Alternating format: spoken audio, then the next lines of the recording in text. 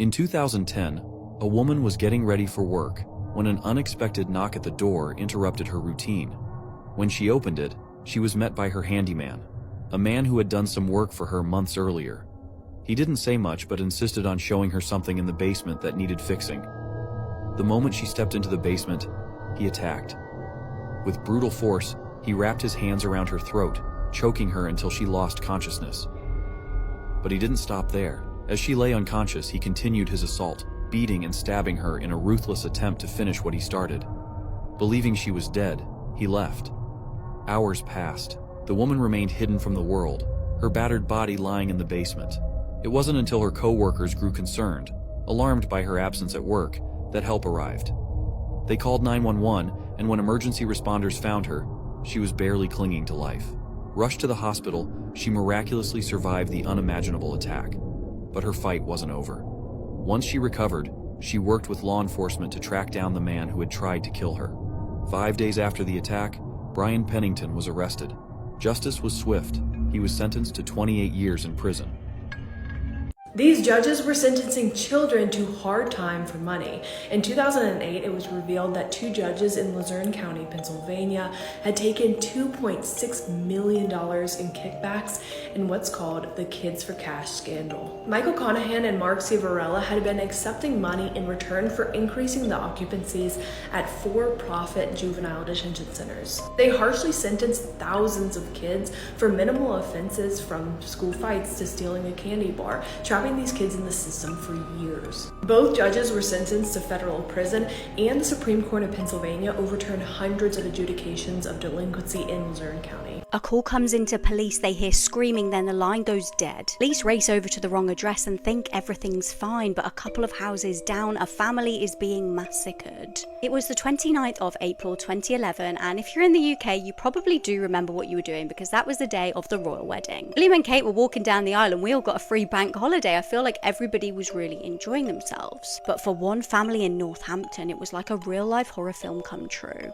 The family was so lovely. Parents Jeff and Helen and their daughters Alice and Nancy.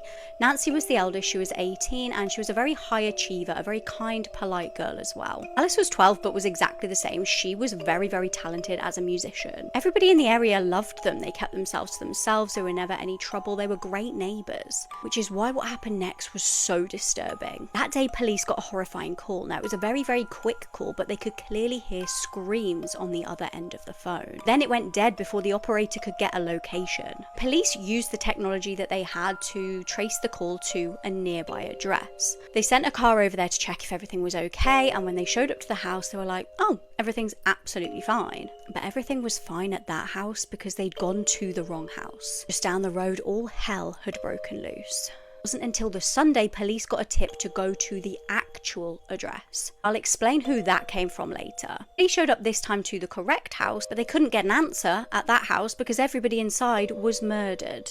Again, they were like, seems like everything's absolutely fine. And all they did was just popped a little note through the door to say that they'd visited. And this breaks my heart because it was actually one of the neighbours that had the absolutely gut-wrenching experience of finding the bodies. He'd ended up becoming super worried about his neighbours. He went over to the house and peered through the ground floor kitchen window. And there he saw a body, one of his neighbours, lying dead on the floor. Now this time the police obviously had to go back and go inside the property because it was a literal murder scene. And the hunt for the killer ended up taking investigators across the world to Morocco. Police found out the family had a very dangerous enemy, An Xiang. He was a businessman who'd run a shop in Birmingham. It was like a Chinese remedy herbal shop. The Ding family were his business partners, but the partnership went sour and they ended up embroiled in this massive legal battle. And An Xiang ended up losing this battle and owing £88,000. So he decided to take revenge in the most sickening way. On the day of the murders, he travelled to the family home with a knife. He broke into the house and viciously stabbed the family members to death one by one. The youngest, Alice, bless her, was desperately trying to ring the police during this attack off her mobile phone, but obviously just couldn't speak in time. Because the police went to the wrong address, he was then just able to steal the family car and flee the country. He ended up in Morocco, and it was actually his wife who dobbed him in, thank God. She reported him missing and tipped off the police. He managed to hide out for a total of 14 months abroad. That was until a random construction worker saw him in a newspaper and recognised him. He was finally arrested and sent back to the UK, where he faced justice finally. He was given life with a minimum of 40 years. Duh, the husband did it. That's a big bias in true crime, but what happens when that's used against you? When Russ Faria found his wife Betsy dead in their home in Troy, Missouri on December 27, 2011, he thought she had committed suicide since she had terminal cancer. But when police arrived, they found she had 55 stab wounds and a knife sticking out of her neck. Police immediately suspected the husband, despite him having an alibi, and with the testimony of Betsy's friend and evidence showing Betsy feared Russ, he was convicted and served 4 years in prison before the case was re-examined. It was revealed that all the incriminating evidence had been planted by Betsy's friend, Pam Hupp, who had been the last person to see her alive, whose story changed multiple times, and who just 4 days before the murder had been made the sole beneficiary of Betsy's life insurance. She said she was living her dream life on a farm when in reality she was being held captive in a shipping container. This story proves you should never believe what you see on social media. It was 2019 near Hastings. Leah Ware was a mum of 3 and a massive animal lover. She struggled with her mental health and substances over the years and went through periods of unfortunately kind of withdrawing from everybody around her. Then in 2019 it felt like she'd turned a corner. She kind of soft launched this new guy on her social media, and from the outside looking in it looked like she was really happy. Anyone would have been jealous to see her posts. You know, she was riding through farmland on horses. Looked like she'd moved into a lovely farmhouse called Little Bridge Farm. She was posting cute animals, looked like she was having a great time out in nature, but the reality was far from it. So obviously because of COVID, loads of things shut down, and like I said, Leah was no stranger to having periods of time where she did just kind of go off the radar, but time went on and less people were seeing her. Fast forward to the end of 2021 now, when a girl called Alexandra Morgan vanished. She was also a mum to 2 little children, and she was always a very good, reliable mum. She'd never just disappear and not contact her family. The day in question, she had told her parents that she was going on a spa day, but she just never came and picked the kids up. Police were contacted and she was reported missing, and the police were able to look at CCTV and track where she last was. They spotted her car driving up the lane to Little Bridge Farm. So police searched the farm and found this bizarre shipping container that honestly looked like somebody was living inside it. Very weird, and they then stumbled upon a man. This man was Mark Brown, and honestly from the body cam footage, he just looks dodgy. He goes, yeah, this is my place, I rent this land, what are you doing, who are you looking for?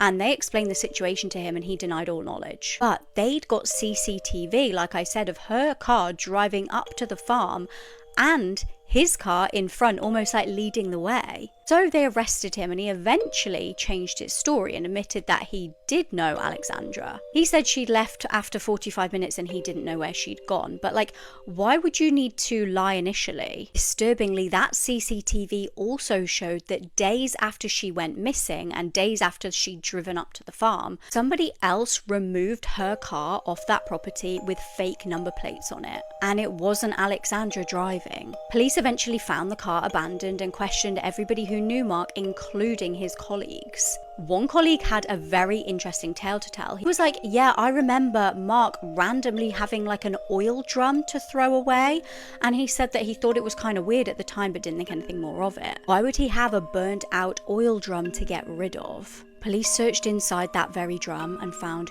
human teeth. Horrifically for her family, they were identified as Alexandra's teeth. Now, he was charged with murder, but something else incredibly disturbing was found on that farm. Remember Leah Ware? Medication with Leah Ware's name on it was found at the farm, but Leah was nowhere to be seen. By this point, nobody else had seen her for 6 months. Imagine that's how you find out that your loved one is missing. Oh yeah, this guy probably is her boyfriend. This was probably where she was staying, and this is also probably where this guy murdered another girl. Possibly one of the most shocking things about this is Mark Brown, who seemed to be kind of living on this farm, also was living a double life. He had a whole family a few miles away from the farm. And he was very much hiding in plain sight. He actually had a social media account, which the username of was so disturbing to me. I can't actually repeat it, but you can kind of fill in the blanks. It was Fisty Muck are pissed. So at this point, he's charged with the murder of Alexandra, and also now we're looking for Leah, and nobody can find her anywhere. Police scoured the property and heartbreakingly found bones.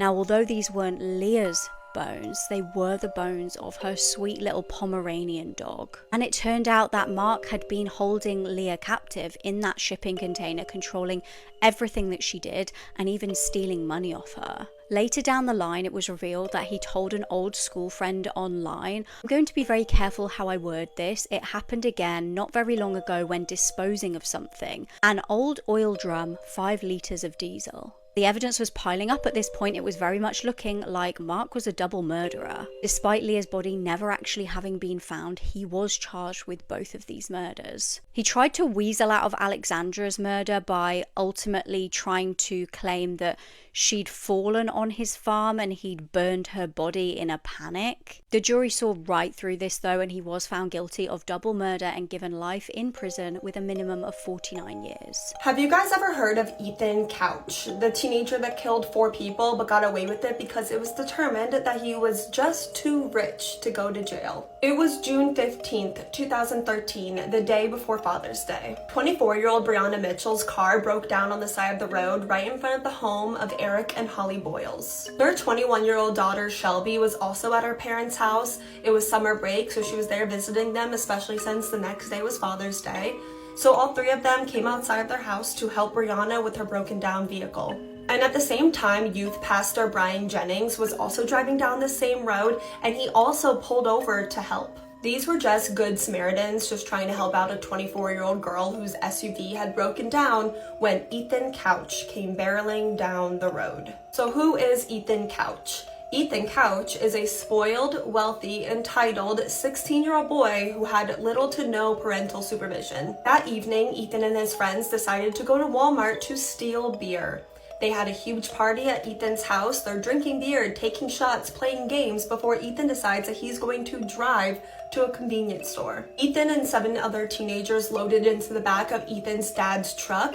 They're driving down the road. Ethan is speeding. He's swerving lanes. He's playing chicken with other cars in the road before swerving onto the shoulder and running over Brianna Mitchell, Pastor Brian Jennings, and Shelby and Holly Boyles. All 4 people did tragically pass away, and one of Ethan's friends was ejected from his vehicle and is now permanently paralyzed. He's unable to speak or move at all. And 16-year-old Ethan fled the scene. He just took off, but I guess he was so intoxicated he passed out drunk in a nearby ditch. It was determined that not only was Ethan using substances that night, but he was 3 times the legal limit when he crashed that car. Ethan was arrested. He was being charged as an adult, and they were seeking 20 years in prison. But get this, Ethan had some fancy lawyers that his rich parents paid for, and their defense strategy was that Ethan was suffering from affluenza, meaning that he was too rich to know right from wrong, so he could not be held responsible for this. And it worked. It worked, guys. Talk about rich white privilege, right? Ethan got away with killing 4 people and paralyzing someone for the rest of their lives and walked away with only probation. And he had to spend a teeny bit of time in a fancy, really fancy, nice rehab center that, guess what, was paid for by taxpayers' money, meaning that you paid for that. And after being released from rehab, Ethan went right back to partying. Ethan went to little house parties with his little high school friends, and videos of him partying were posted on social media, which was a huge violation of his probation. So Ethan knew that he was going to get in a lot of trouble. So guess what Ethan did?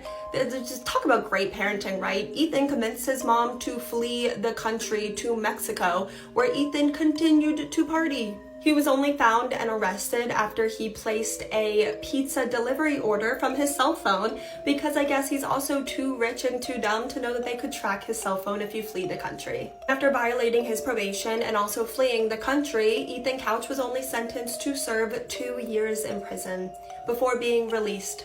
So Ethan Couch is free right now. spent 2 years in prison for killing 4 people, permanently paralyzing someone, violating his probation, and fleeing the country. It's also worth noting that affluenza is not something that is recognized as a real condition or a real defense strategy. This was just made up, and it's really upsetting because it now sets a precedent that other people will be able to use this in the future. Please let me know all your thoughts on this case in the comments, you guys, and I'm sure you guys' opinions are going to be really strong, and trust me, I'm right there with you. This is extremely frustrating. While you're in the comments, please tell me what case you want to see me cover next. I love you guys so much, and I will see you tomorrow. In a small corner of British Columbia, there was a pig farm that everyone in town knew, mostly because of the parties. Thousands would show up, including well-known politicians and local businessmen, eating the meat that came straight from this farm, drinking the booze, and laughing with the man that would later be called one of Canada's most terrifying serial killers. People would later wonder if they had ever eaten something they shouldn't have, because no one knew it at the time, but almost every woman that went to that farm never left.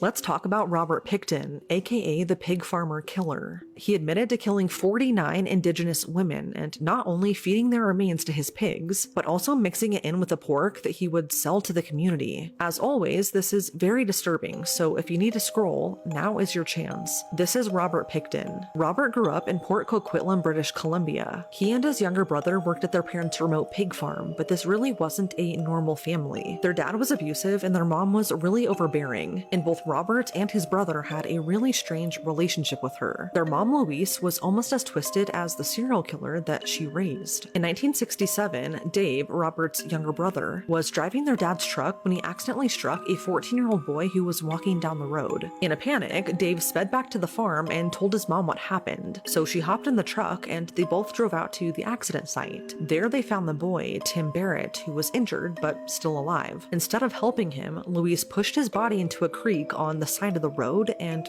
left him there. When Tim didn't come home, he was reported missing, and sadly, his dad found his body early the next morning. The autopsy showed that he drowned, and although his injuries were severe, they wouldn't have killed him. So Louise left him there to die, and really, that's only the beginning to this twisted family. Louise forced her sons to work so much at the farm and honestly loved her pigs more than them. She would send them to school with dirty clothes and smelling like manure, which earned Robert the nickname Stinky Piggy. Robert didn't do well in school, and he eventually dropped out to become a meat cutter. Robert and his brother inherited the family's 28-acre remote pig farm, and together they sold parts of it to property developers, which practically made them millionaires. In 1996, the Pickton brothers began a non-profit charity called the Piggy Palace Good Times Society, and to the outside world, they wanted this to be seen as a place to organize and coordinate special events for local businesses and groups. But in reality, the brothers were just throwing raves in a nightclub that they had converted in one of their slaughterhouses. Robert called this new slaughterhouse Piggy's Palace, and he hosted several parties here which were attended by prominent political and business figures, as well as SEX workers from the downtown east side area of Vancouver. People who worked on the farm thought that it was a really creepy place, and one of Robert's employees named Bill started noticing that the women who came to the farm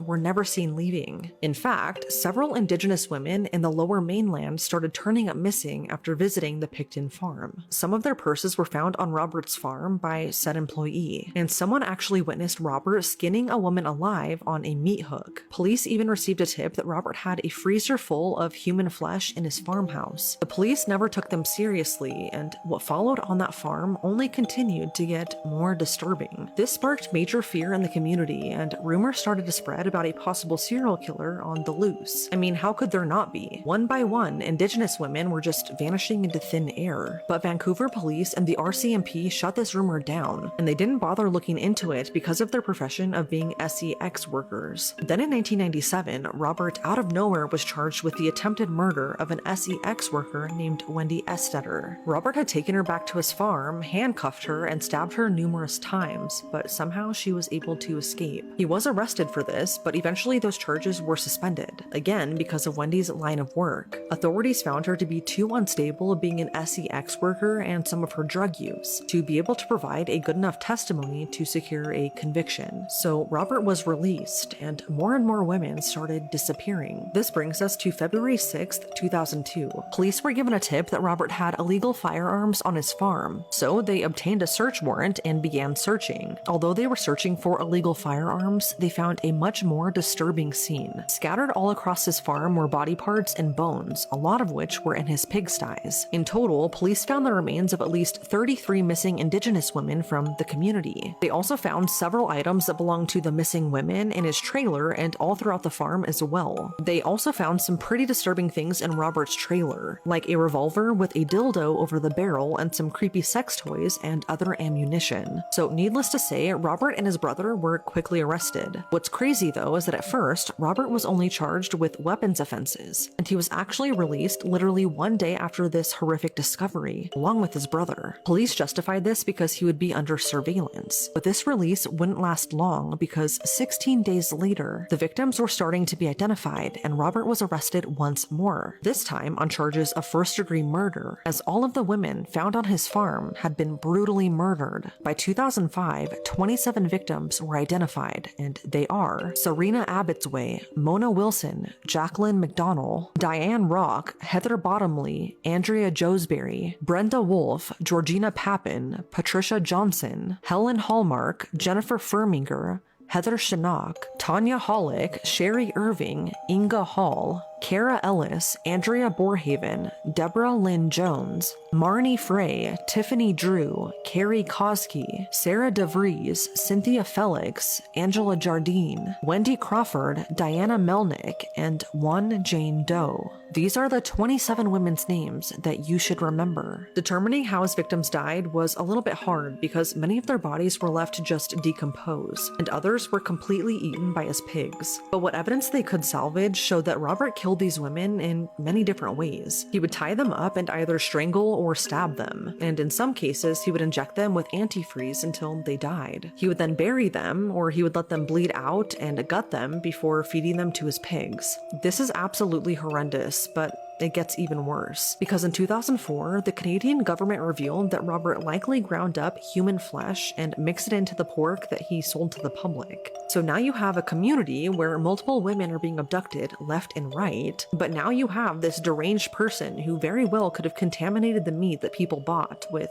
human flesh. At this point, police retested the clothes that Robert was wearing during his first attempted murder against Wendy, and the lab testing showed that the DNA of 2 of his murder victims were on these clothes. So at this point, he was already actively killing women, and if authorities didn't just let him go after this, so many more women could have been saved. Robert's trial began in 2006, and he pleaded not guilty to all 27 charges of second-degree murder. The judge in this case ended up splitting the charges into 2 groups, one for 6 charges and the other for 21. He said that trying all 27 of these at once would be overwhelming and a burden to the jury, and it would have increased the chance of a mistrial, which is not good. So the first trial began for the first 6 charges, and it was horrific. They showed photos from the crime scene, which is something straight out of a horror movie. This included photos of several garbage cans in Robert's slaughterhouse, which showed the remains of at least a few of his victims, and the impact statements from all of the victims' families were gut-wrenching. In December of 2007, Robert was found guilty on all 6 counts of second-degree murder. He was sentenced to life in prison with no possibility of parole for 25 years. The other 21 charges of second-degree murder that he was facing were discontinued. According to the judge, Robert's sentence to life in prison was already the maximum sentence for second-degree murder, and none of the other charges, if found guilty, would have added on to his sentence. So although he was accused of killing 27 women, he was only convicted of murdering 6 of them. I guess I get this from a legal standpoint, but I feel like this is a slap in the face to the other victims' families, for him to never be legally tied to killing them. In my opinion, it's just not closure. After he was arrested, Robert confessed to killing 49 women in total, and he said that his only regret was that he didn't make it an even 50. Early last year, Robert became eligible for day parole, but this would never come to fruition, because on May 19th, 2024, another prisoner took a broomstick, broke it in half, and shoved shoved it into Robert's face. He died not long after from this attack. The inmate who killed him, Martin Cherist, fully confessed and said that he did this for all of Robert's victims. You know, I don't condone murder, but Robert did have it coming. Since his arrest, Robert's farm has been completely torn down and demolished, all except for one small barn. The rest of his property has been fenced up.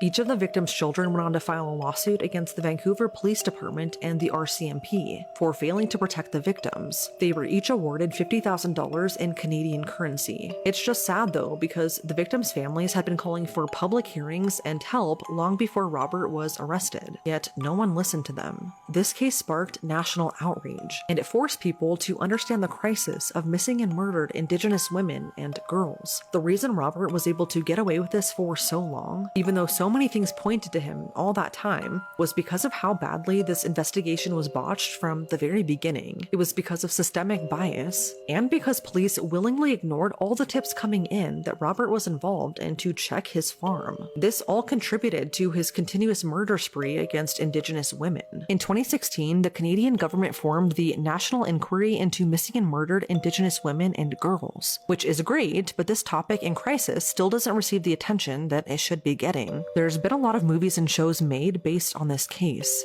Like in 2009, when Criminal Minds released an episode called To Hell and Back. This episode featured two brothers who worked on their family's pig farm. They would abduct SEX workers and bring them back to their farm, where they would kill them and feed their remains to the pigs. Sometimes when you hear about this case, it mistakenly gets connected to a series of severed feet that have been found washed ashore in the Puget Sound. This started happening in 2007, and it was honestly shocking because of how many severed feet would wash ashore in shoes. Theories started spreading that this was because of Robert Picton, that maybe he dumped some of his victims into the Salish Sea, which is near British Columbia, and that's why they started washing ashore. But this was confirmed to not be true. Investigators found that the feet belonged to missing people who had accidentally drowned, and forensic evidence showed that the feet were separated from the bodies naturally by decomposition in the water, not by human means. And even though this is still really creepy and sad, this is not because of Robert Picton. It's now been 22 years since that farm was demolished, but the horrific things that happened there and the voices of those left behind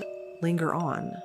I already know that this is going to make you so mad. This high school teacher became so obsessed with the student that he met when she was only 12 years old that he tried to kill her. This is Sam Shelton. I don't know much about Sam's early life, but I do know that he was raised by a single mom who was also a teacher. Sam was always athletically gifted. He was always the strongest and the best at sports. He was so good, in fact, that he got an athletic scholarship for college and he had a dream of becoming a professional athlete. But then Sam changed his mind. He decided he wanted to be a teacher like his mom, and he was going to become a gym teacher. And to become a teacher, Sam would need to be a student teacher for 1 year. And that's how Sam became the student gym teacher at Millstadt Middle School. And there was one particular 7th grader in Sam's class, a 12-year-old girl named Ashley Reeves. And as far as I know, nothing would happen between them yet. Sam would go on to graduate college with his teacher's license, and then he taught elementary school for a little bit before moving up to be a high school gym teacher, and this is where he worked for the next handful of years. And for a few years, it seemed like Sam was going to be a great teacher. Sam was on the younger side for a teacher at the time that he was working as a high school teacher. He was between the ages of 24 and 26 years old. And because he was younger for a teacher, a lot of the students thought that Sam was really cool. Like, a lot of the students really liked Sam,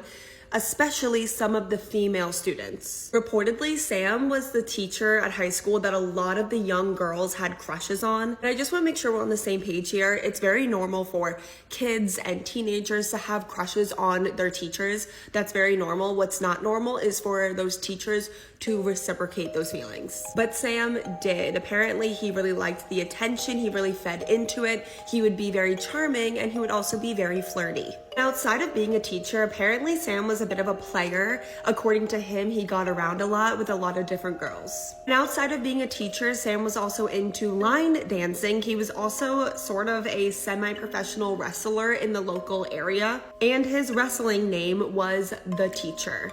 In February of 2006, Sam is about 26 years old, and he's at a festival when he runs into one of his old middle school students, the now 17-year-old Ashley Reeves. Ashley's at this festival with a group of her friends, and I guess they recognize their old middle school gym teacher, Sam, and they all get to talking. But Sam, the 26-year-old high school teacher, is flirting with this group of high school girls, specifically Ashley. By the end of the conversation, Sam and Ashley made plans to play basketball together sometime soon alone. And very quickly, this 26-year-old high school teacher and this 17-year-old high school student started meeting up all the time to play basketball together alone. And the longer it went on, the more that Sam began to manipulate and groom Ashley. And during this entire time, Ashley already has a long-term boyfriend named Jeremy that she really loves, and she doesn't want to cross this line with Sam into a romantic territory. But Sam is definitely manipulating and coercing Ashley to crossing that inappropriate line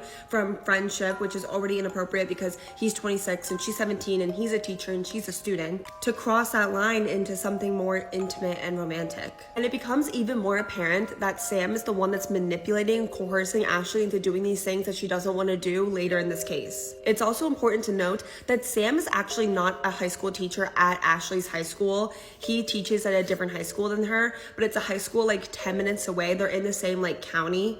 Also, Ashley is not the only teenager that Sam is crossing this line with. Sam already has a different girlfriend who's a teenager at a different high school. He's just a very gross individual. And it wasn't long until 26-year-old Sam was statutory SAing 17-year-old Ashley. Very quickly, Sam became obsessed with Ashley. It was very obsessive. He was very controlling and very possessive. He would call her over and over and over and over again anytime she wouldn't answer the phone or anytime Ashley was with her boyfriend. It was very clear that this was not something that Ashley wanted. This was something that she was manipulated and coerced into. Because on April 27th, 2006, Ashley tried to break things off with Sam. That day, Ashley told her parents and her boyfriend that she was going to be meeting up with some friends after school to play basketball, but what she was really doing was meeting up with Sam to break up with him. They met at the basketball court and Ashley told Sam that she wanted to end things. This is only 2 months after they reconnected at that festival that I told you about, so everything has happened very fast. When Ashley tells Sam that she wants to break things off,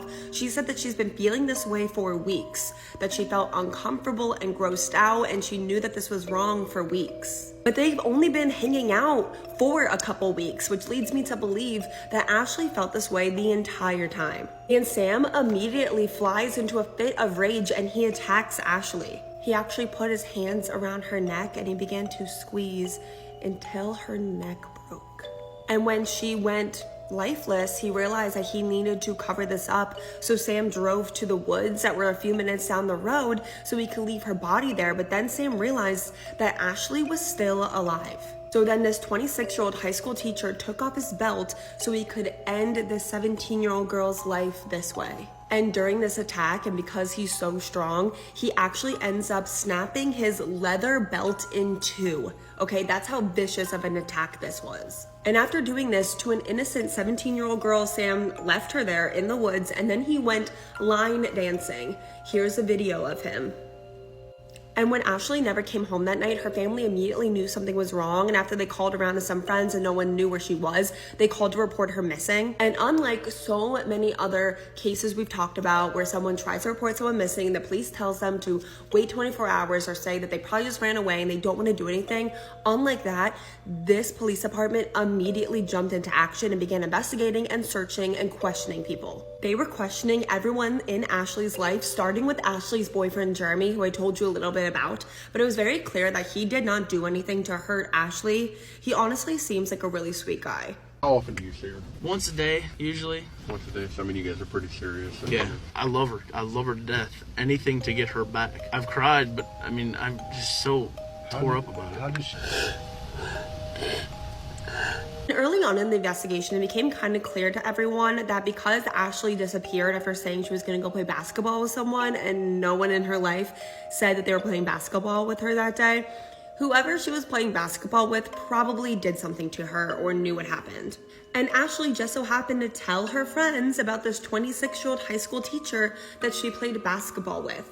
So really early on, the investigators knew of Sam Shelton, and they really quickly got a really bad vibe. Why is this 26-year-old high school teacher hanging out with this high school student? Like, this is not right. There's something going on here. So they bring him in for questioning. He was actually teaching a class at high school when they brought him into the police station. So this man actually got up the day after viciously attacking a high school student to go teach high school the next day like nothing happened. And when Sam was being questioned by the police, he changed his story over and over and over again. At first, he said that him and Ashley were just friends, and then he said that they did cross that line, but that he absolutely did not see her the day that she vanished. But then he changed his story again, said that he did see her the day she disappeared, and he did that because he wanted to break up with her because she was obsessed with him, even though we know that that was the other way around. But Sam told the police that when he broke up with her, she became so hysterical, he just left her on the side of the road. And he tells all of these different stories in one interview.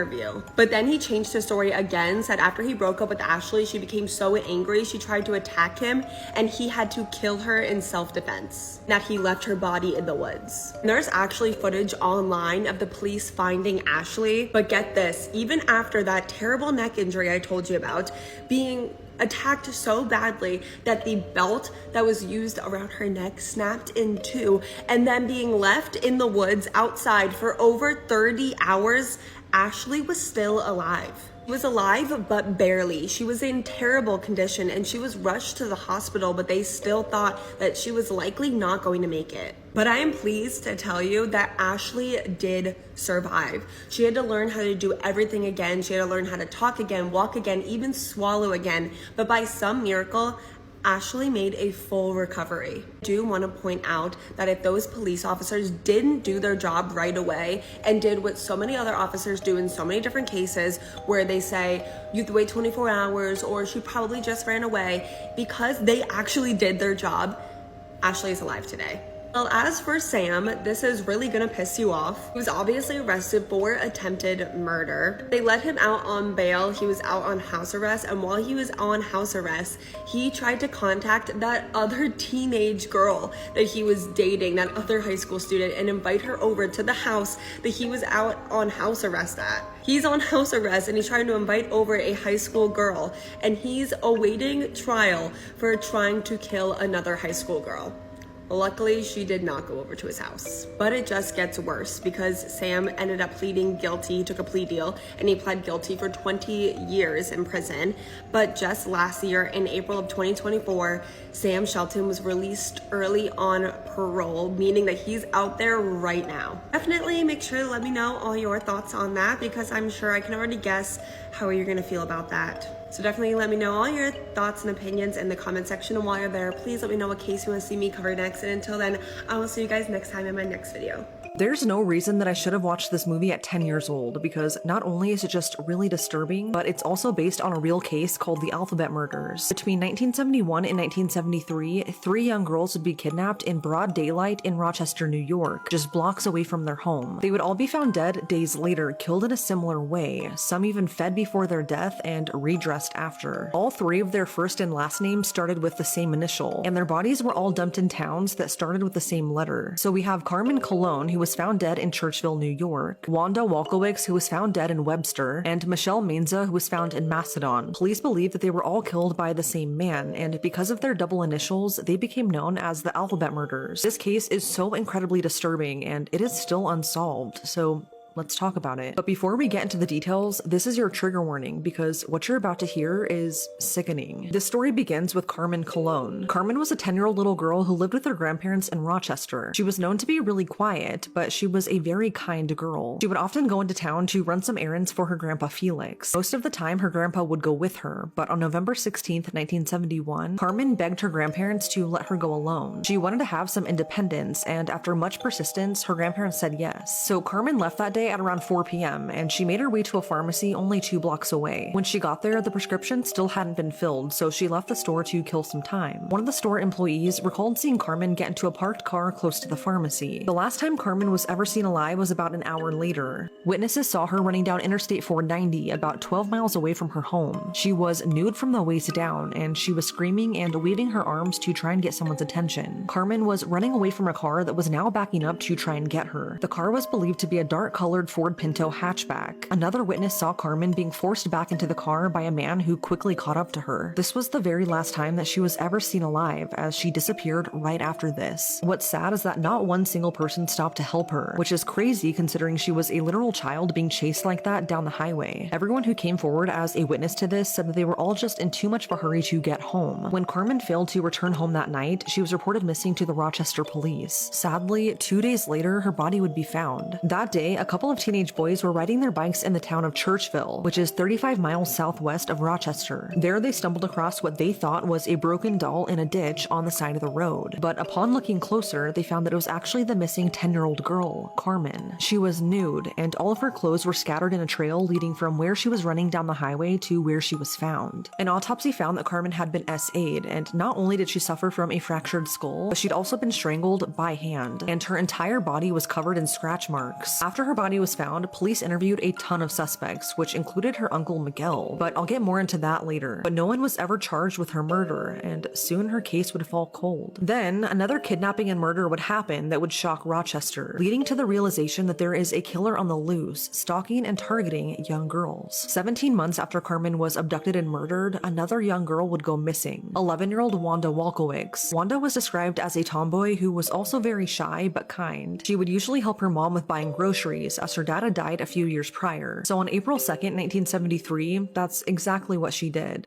At around 5 p.m., Wanda walked to the store by herself where she bought all of the groceries just like her mom had asked. She started to walk home on Conkey Avenue, where the owner of the store said that nothing seemed out of the ordinary. But within 15 minutes, and only a couple of blocks from home, she vanished. Her mom reported her missing at 8 p.m. that same night, and immediately police began a massive search. At this point, Carmen's case was still fresh in their minds, and they didn't want what happened to her to happen again. So they searched everywhere that Wanda could have possibly been, but they found nothing. Then witnesses started coming forward, painting a picture of Wanda's last movements. One witness said that about an hour after she left the store that day, they saw her struggling to carry her groceries, and in the background, several people saw a brown car circling around her. Then more people came forward and claimed to have seen Wanda standing alongside the passenger door of a large brown vehicle, talking to the driver, which they couldn't see for some reason. This wasn't even 1 mile from her home. Some said they saw Wanda hesitating at the car door. Another witness said that at around 5:30 p.m. on the day Wanda went missing, they saw a man forcing a little girl who resembled her into a light-colored Dodge Dart on Conkey Avenue, which lined up with where she was last known to be walking. But after this, it's like she vanished into thin air.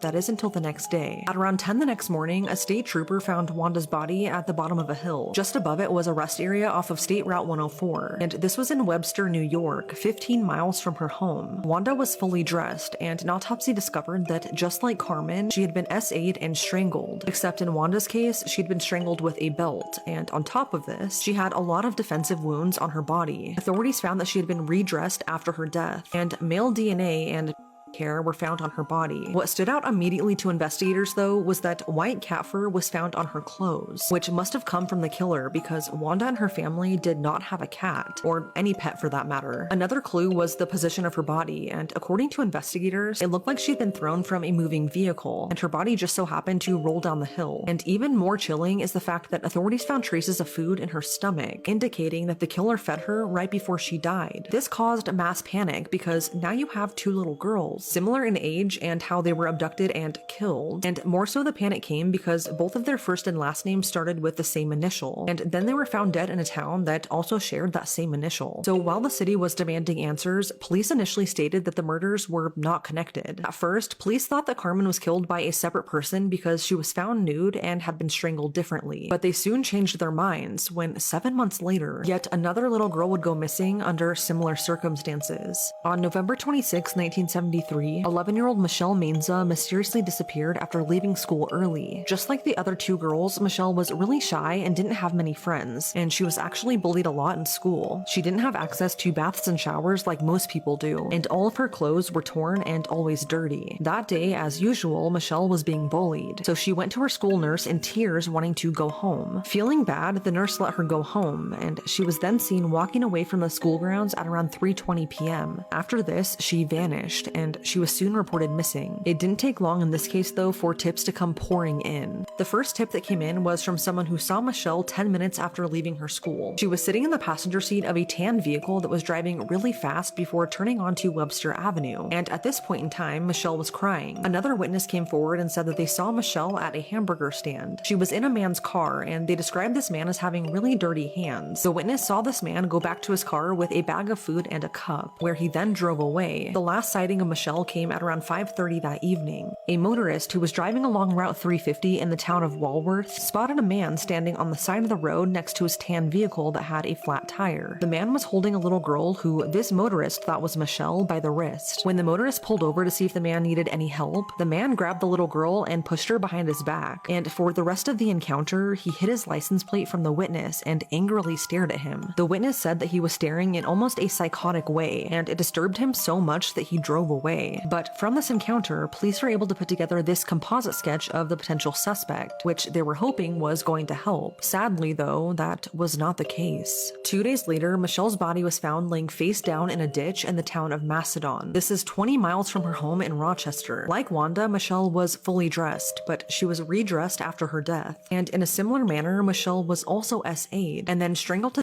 from behind with a thin rope. She also had extensive blunt force trauma to her entire body, and just like Wanda, she too had white cat fur all over her clothes. Authorities also found traces of a hamburger and onions in her stomach, which lines up with the witness account at the hamburger stand. Investigators found leaves clutched in Michelle's hands that matched the leaves surrounding her body, so this led authorities to conclude that she was likely killed where she was found. Police also found male DNA on her body and underwear, and a partial palm print on her neck. This was one of the few differences in these three cases, because this was the first print that authorities were able to get that was useful to the investigation. So now there were 3 little girls taken and killed under the same circumstances. It was at this point that police publicly stated that they believe one man is responsible for killing all 3 girls. Over the years, police have interviewed over 800 potential suspects, but to this day, no one has ever been charged in connection to these murders. And although this case is still unsolved and we don't know who is responsible, there are a few suspects that stand out. Suspect number 1 was Carmen's uncle, Miguel. Like I mentioned earlier, Miguel was looked at as a possible suspect for a few reasons. Just weeks before her murder, Miguel bought a car that closely resembled the car seen by witnesses backing up on the highway, essentially hunting Carmen. And when police searched said car, they found that it had very recently been deep cleaned, and the trunk was washed with a strong cleaning solution. But then 4 days after Carmen's murder, Miguel suddenly left the country, and when police finally tracked him down, he couldn't give them a good explanation on where he was the night Carmen died. He was taken into custody, but was eventually released because there was no physical evidence tying him to the crimes. 20 years later, Miguel ended his own life after shooting and wounding his wife and brother. Some still believe that he may have been involved, but his family stood behind him, maintaining his innocence. Suspect number 2 was Dennis Termini, a 25-year-old Rochester firefighter. Between 1971 and 1973, the same years as the murders, Dennis SA'd 14 girls and women, and had a similar vehicle too. He also lived close to where Michelle was last seen alive. 5 weeks after Michelle's death, he went on to kidnap another potential victim, and after being chased by police, he ended his own life too. When police searched his car, can you guess what they found all over it? White cat fur. In 2007, his body was exhumed to compare DNA evidence that was found on Wanda's body, but oddly enough, it was not a match. So even though this seemed like a good fit, he was ruled out as a suspect. Suspect number 3 was the hillside strangler, Kenneth Bianchi. He was born and raised in Rochester, but he went on to SA and strangle several women in Los Angeles, throwing their bodies off of hillsides. But again, DNA did not match in this case, and Kenneth has denied any involvement in the Alphabet murders. And lastly, suspect number 4 is Joseph Naso, and honestly, the similarities here are disturbing. So Joseph is known as the double initial killer because between 1970 and 1990, he SA'd and strangled 4 women in California. All 4 of his victims had double initials, just like the girls. And what's incredibly chilling is the fact that one of his victims had the exact same name as 10-year-old Carmen Colon. So this definitely seems like the right guy, right? Well, again, after DNA testing, Joseph did not match, and he was also ruled out as a suspect. What's so sad and scary to me in this entire case is the fact that so many people saw these girls after they were abducted, yet no one helped them. And for 15 years after Wanda was killed, an unknown person kept going to the cemetery where she was buried to clean her gravestone and leave flowers. hours. Her family has no idea who this person was. So after I watched this movie, The Alphabet Killer, at like 10 years old, I couldn't sleep for a long time. It's just a really heavy, visually disturbing movie. And then when I grew up, I found that it was loosely based on this case, which makes it even scarier. But it's now been 54 years. This case remains unsolved to this day, and the killer could very well still be out there.